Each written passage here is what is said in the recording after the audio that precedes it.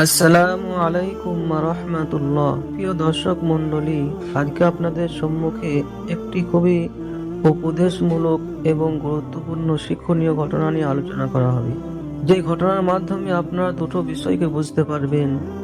এক, যদি পৃথিবীতে কেউ কারো ক্ষতি করার চেষ্টা করে, তাহলে আল্লাহর তরফ থেকে সেই ব্যক্তির ক্ষতি হয়ে যায়।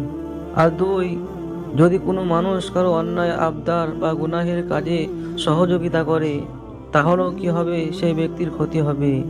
আর এই ক্ষতিটি এক তো দুনিয়াতে হবে, দুনিয়াতেও তাকে এই অন্যায় কাজে সহযোগিতা করার জন্য শাস্তি ভোগ করতে হবে। আর আখিরাতেও এই অন্যায় কাজে সহযোগিতা করার জন্য যে অন্যায় কাজ করেছে আর যে সহযোগিতা করেছে, উভয়কে একই রকম শাস্তি দেওয়া হবে। এই জন্য আজকের ঘটনার মাধ্যমে আপনারা এই দুটো বিষয়কে ভালোভাবে বুঝতে পারবেন যে অন্যায় কাজে সহযোগিতা করলে কত বড় ক্ষতি হয়। চলুন তাহলে ঘটনা শুরু করা যাক। একটি গ্রামের মধ্যে দুই বন্ধু বসবাস করত। এই বন্ধুদের মধ্যে আপোষে অনেক মেল মহব্বত ছিল। এরা সব সময় একে অপরের সাথে চলাফেরা, ওঠা বসা, খাওয়া দাওয়া, লেনদেন সবকিছুই করতো। একদিন এক বন্ধু তার অপর বন্ধুকে বলল, ভাই, তোমাকে আমার একটি সহযোগিতা করে দিতে হবে, অর্থাৎ আমার একটি উপকার করতে হবে। তখন অপর বন্ধু বলল, বলো কি সহযোগিতা করতে হবে। তখন সেই বন্ধু বলল, ভাই, আমাদের মহল্লার ইমাম সাহেব আছে, ওনার স্ত্রীর সাথে আমার মহব্বত হয়ে গিয়েছে, আমি ওর প্রেমে পড়ে গিয়েছি, আর আমি চাই ওর সাথে অবৈধ সম্পর্ক করতে, কিন্তু ইমাম সাহেব তো বাড়ি চলে আসে, এই জন্য আমাদের সম্পর্কটা হয়ে ওঠে না। তুমি এক কাজ করবে, তুমি কাল থেকে নামাজ পড়তে লেগে যাবে, এবং নামাজ পড়বে, পড়ার পরে ইমাম সাহেব যখন বাড়ি ফেরার জন্য আসবে, তুমি তখন তিনাকে বিভিন্ন কথার মাধ্যমে জড়িয়ে ঘর আসা থেকে বিরত রাখবে। এর ফলে আমি এই সুযোগে ওনার স্ত্রীর সাথে অন্যায় অবৈধ কাজ করব। এ কথা শুনে তার বন্ধু বলল যে এই সামান্য বিষয়, এটা কোনো ব্যাপারই নাই, বন্ধুর জন্য এটুকুন কাজ করতে পারবো না।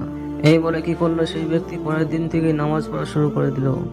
নামাজ পড়ে, আর নামাজ পড়ার পরে যখন ইমাম সাহেব বার হয়ে আসে, তখন সঙ্গে সঙ্গে সেই ব্যক্তিও কি করে, ইমাম সাহেব পেছনে পেছনে আসে, আসার পরে ইমাম সাহেবকে বিভিন্ন রকম প্রশ্ন করে, যার মাধ্যমে তার সময়টা পার করে দেয়, বাড়ি আসতে দেয় না। আর এই সুযোগে তার অপর বন্ধু ইমাম সাহেবের স্ত্রীর সাথে অবৈধ কাজ করে।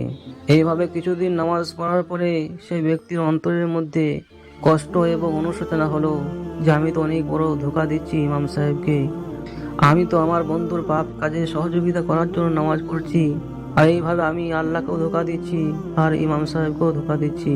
এই অনুশোচনা, এই কষ্ট তার মনের মধ্যে উদয় হলো, এবং সে কি করলো, একদিন নামাজ শেষে ইমাম সাহেবকে নিয়ে বসলেন এবং ইমাম সাহেব বললেন, হুজুর, আপনি আমাকে ক্ষমা করে দিবেন, আমি বড় অন্যায়, বড় পাপ করেছি।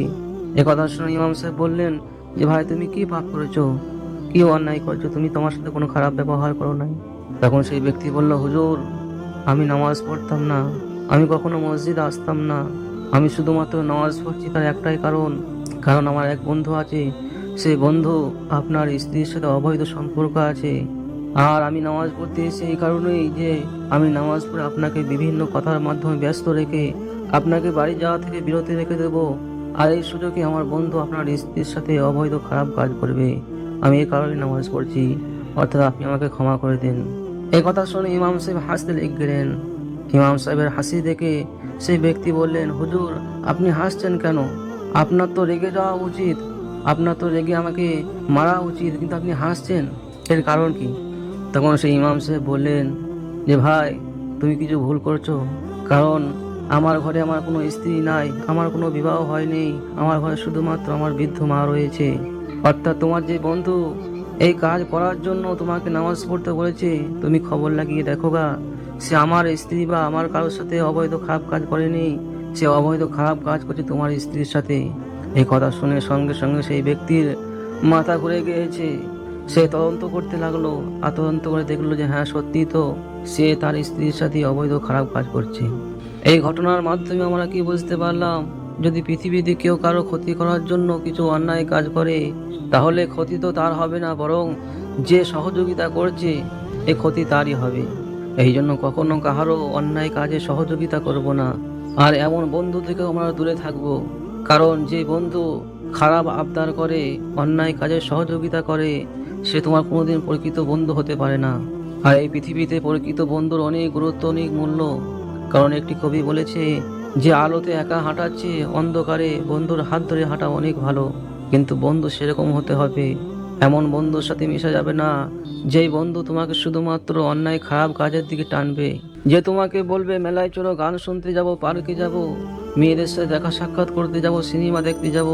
এরকম বন্ধুর সাথে সম্পর্ক করলে তোমার দুনিয়াটাও নষ্ট হয়ে যাবে আর আখিরাত নষ্ট হয়ে যাবে। হাদিস শরীফের মধ্যে এসেছে, আল্লাহ নবী সাল্লাল্লাহু আলাইহি ওয়াসাল্লাম বলেছেন যে এমন ব্যক্তির সাথে বন্ধুত্ব করো যার সাক্ষাৎ তোমাকে আল্লাহর কথা স্মরণ করিয়ে দেয়, যার কথার মাধ্যমে তোমার ইসলামী জ্ঞান বাড়ে, যার কাজকর্ম তোমাকে আখিরাতের কথা স্মরণ করিয়ে দেয়। এমন ব্যক্তির সাথে বন্ধুত্ব করো। এই জন্য কবি বলেছেন যে সৎসঙ্গ স্বর্গবাস আর অসৎ সঙ্গ নরকবাস। এই জন্য আমরা পৃথিবীতে নেক ঈমানদার বন্ধু খোঁজার চেষ্টা করি। পরিশেষে আল্লাহ সুবহানাহু ওয়া তাআলার কাছে আমরা দোয়া করি যেন আল্লাহ সুবহানাহু ওয়া তাআলা আমাদের উত্তম বন্ধু নির্বাচনের তৌফিক দান করেন। আমিন।